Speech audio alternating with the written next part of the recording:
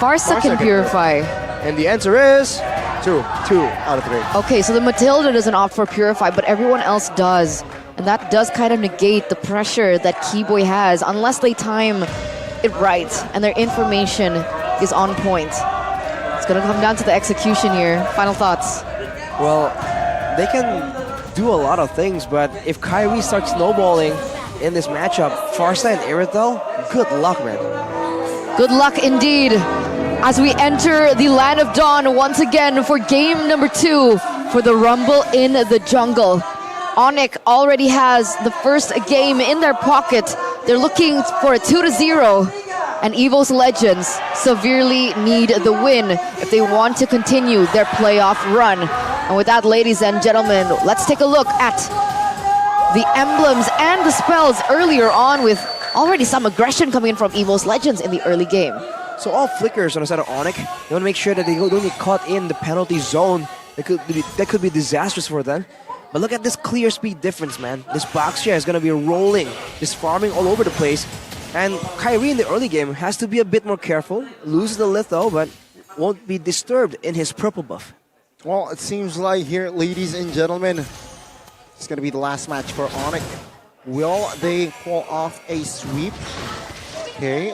Keyboy forced a retray there, forced Sutsujin, but the timing is okay. So no crazy engages here, no crazy openings for the fight. Still, no first blood in the first minute. Whoa, that's a lot of wet boots, Arashi. It's a lot. As EVOS always does, the Wilderness Blessing, man. 4 with the agility, even the Irithel. What's the idea here? To move faster in the jungle, to get more sources of income? It's definitely a interesting approach. Maybe more kiting in Lord fights. That could also be a reason for brands to go for that emblem. Do you not think that's peculiar, though? Does brands just not want to have any benefits or slight advantages in the lane? Because that movement speed only happens in river and jungle. Right, so maybe he wants to rotate a bit more. In the laning phase, it's definitely a bit more of some wasted potential, but he seems to be doing just fine against the Brody. It's a 4v4 now in the Turtle Pit. Take a look at they jump in onto Sutsujin, but Sutsujin claims the first turtle. Now good penalties on Veldora though. Will try to tank. Boots jumps in. Bezos Wrath does not connect onto the right members, as Boots now will be punished. First blood for the White Tigers. Very aggressive by Boots, and he gets taken down. Keyboy in a no man's land as well here. Can he get away? Still holding onto their flicker. Good timing, but the damage will fall through. Another kill for Van Strong. That's a 2-0 already in favor for EVOS Legends in the first 2 minutes of the game. A 2,000 gold lead. And now EVOS Legends, they're steamrolling onto ONIC. As we take a look at the talents prediction as well.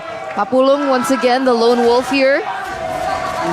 We can hear the chants, Papulung anti-ONIC from the ONIC fans there in the venue. But here it is, another clash for the Letho. Retribution now, Sutsujin caught in quite in a situation, but the Buissons to save his life. Now Keyboy jumps in, but the damage will fall. Correct! This time, we'll have the extra 180 gold. Wow, aggression from EVOS Legends here again and again. This box is definitely something that ONIC aren't really finding a solution for. It's a great place from Boots though. I was with the question, by the way, that in the previous fight, he flickered for the Appraiser's Wrath onto Krite, but Krite didn't take any damage. I was wondering if I saw correctly, but as I was thinking, Albert now gets aggressed on. Careful. But look at the movement, man. Look at the mobility. Guiding Wind is so annoying. With Matilda coming back into the meta, that's just the beauty of having it on your team. Guiding in, going out, re-engaging, disengaging, juking around the walls. That's just everything that the Matilda has in her arsenal. And at this point, there's been a lot of miscalculations from the side of ONIC as due to that mobility. Okay, let's see here again. The second neutral objective. EVOS Legends, they do not want to rush this. They opt for a reset. But Boots and Keyboy, they're in the vicinity as well. Veldora, though, not showing. There you go, the penalty zone, because he saw Sands. The commitment. Take a look at the Way of Dragon connecting on towards one member, but Sands will fall. Good retry. Kyrie finds the neutral objective out of nowhere. That's a 1-for-1 trade. Who is it worth it for? All things considered, I think it's worth it for ONIC. EVOS Legends lost a bit of their gold lead in that engagement. About 400 gold, I believe. Right? It was a 2K gold lead earlier. But with the sequence of events, ONIC has equalized ever so slightly. And they're still waiting for chances to make plays around the map. But overall, they're just playing very reactively to EVOS Legends. The impressive thing that I do want to note, oh, wait a minute, in the gold lane, a lot of action coming through. So 1v1 not for long though. Vanstrong is there. Boy, no commitment on towards the Way of Dragon just yet here.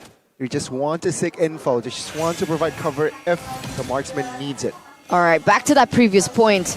Is despite the 2K lead that the White Tigers have actually gained for themselves, Kyrie is still able to alleviate the discrepancy in EXP between him and Sutsujin.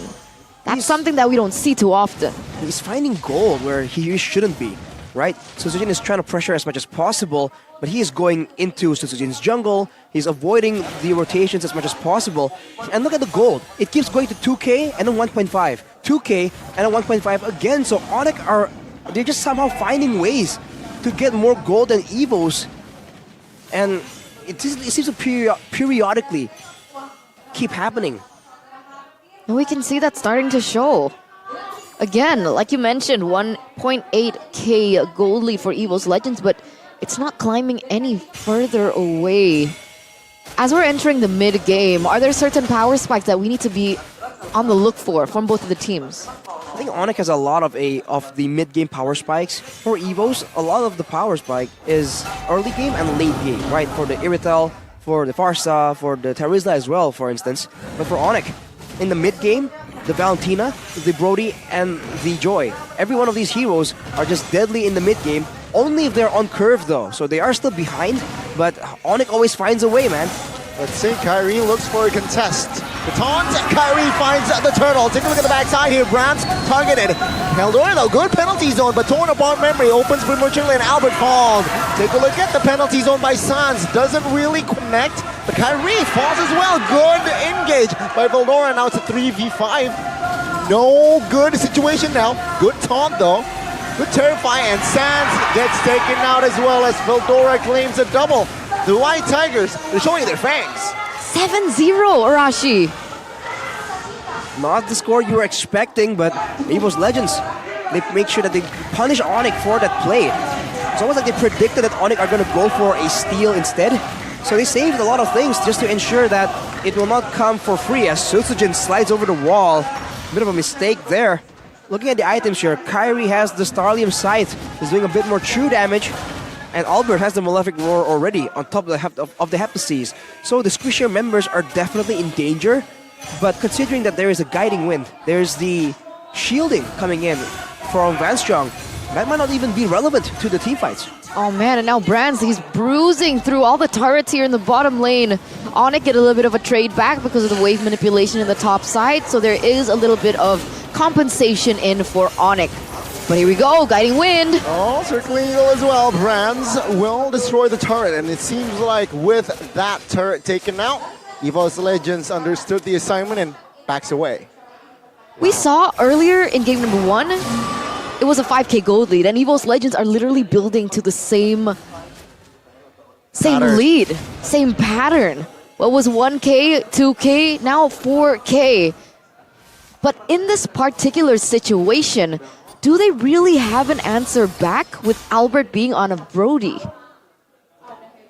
There's still burst damage. I mean, the Brody still does a lot of damage, even in a prolonged team fight, if he stays alive long enough.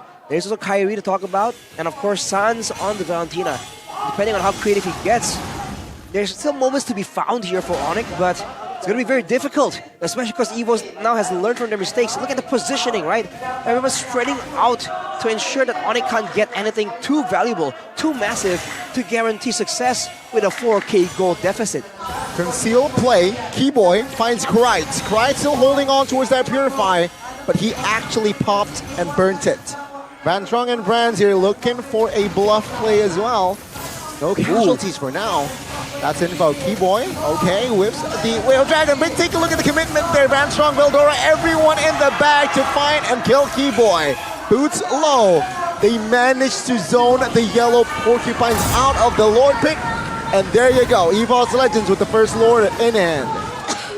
And not to mention, Van Strong has just finished the flask of the Oasis. Now he's going to be even more obnoxious in saving his teammates, giving them, remember, a bit more of a shield whenever his allies get below 30% HP. So for ONIC, if pickoffs are the way to go for them, this is looking even more difficult as time goes on. Oh man. Brands, look at his gold. He's so ahead. 700 in comparison to Albert, but Albert is following closely behind. And it doesn't look like Keyboy has found the perfect engage because of the Matilda. As EVOS Legends, they're going in for the bruise in the mid lane. Feather airstrike, take a look at that. Burst boots down, and Keyboy might be next. Albert, though, quite low, survived. 200-point memory popped. And it seems like now, EVOS Legends, they will continue with the assault. Bait turret in the bottom lane will be the target. This time, because it's still the first Lord, ONIC will be able to handle that. Kyrie stuck in the front. Airborne is there. Tsutsujin jabs in, and Kyrie taken out. ONIC again. Oh. Good response. Albert with a torn apart memory manages to find Tsutsujin. That's still a 2-for-1 trade in favor of EVOS Legends, and they're looking for more. They're going in again. Penalty zone, Feather airstrike combo. Sans flickers out of the way. It's Veldora now, stuck in the front side, still able to sandbag and still able to guide and be safe. Okay. Wow, man, like, the Prisoner Wrath did 0 damage there. I wonder if the Flash of the Oasis just popped on multiple members at once? Because that passive with the shielding, that has a 40-second cooldown on each member. It's the cooldown is for each individual, not for the user of the item. So I'm wondering if that's the case right here, because that's the second Appraiser's Wrath from Boots that did no damage at all. That's definitely not a good look for ONIC. They're able to get kills, but only onto Tsutsujin, which is not that big of a loss considering the circumstances. And that's why I felt like EVOS Legends saw that opening and continued to push the pedal, and in the end they were able to get an inhibitor turret. That's super huge value, and for EVOS Legends they look for more. PZ jumps in, and Kyrie 0 chance to get away. And EVOS Legends, they're building a very, very scary lead here. 7,000 gold lead in hand, 12 minutes in. 7K, man. This is a lot different to game number 1. With 5K, there are still chances for it to turn back around, but 7K with 5 members up. Kyrie not on the table. It looks like EVOS Legends are looking for the end. Oh, yikes, big yikes. Sans taken out of the board. 3 members defending now. Kyrie will join in 5 seconds. As the Lord spawns, EVOS Legends, again, discipline. Let's take the neutral objective and get away. EVOS very intelligently goes for it as well. Will there be a contest though at 7k gold deficit? Look at Boost getting chunked down. 3 hits, half HP. That's your frontliner. That's the Lord taken by EVOS Legends as well. 8k gold lead. This might be the end for ONIC, honestly. If they can come back from this, I have no words. So they're not as OP as we thought. Also seems like they're experimenting a fair bit, man. Like if you look at the draft, they could be limit testing. That's a fair argument to make. Like you mentioned in the beginning of the match, this isn't a match that's critical. They're not really fighting for their survival in the playoffs. Now with the Lord coming in, can EVOS Legends seal the deal in decisive fashion? It all will rely on Brands. Oh, Flicker PZ finds 3, and with the help of that circling eagle, it will dismantle the formation as the base wide open. And ladies and gentlemen, welcome to Game 3. Welcome to Game 3. EVOS Legends, the White Tigers strike back. They are angry, they are triggered, and they want to win it all. And like I mentioned, we're gonna see a full 9 games today. Full best of 3s, 3 matches in a row. Oh man, going the full distance right here, but what a interesting match here between EVOS and ONIC. The Tigers showing that even in the depths of the red zone, they can still match up and be a real threat to the Porcupines. Whoa, whoa, whoa. Whoa. Oh, wait, sorry. Soon. Next season. Next year.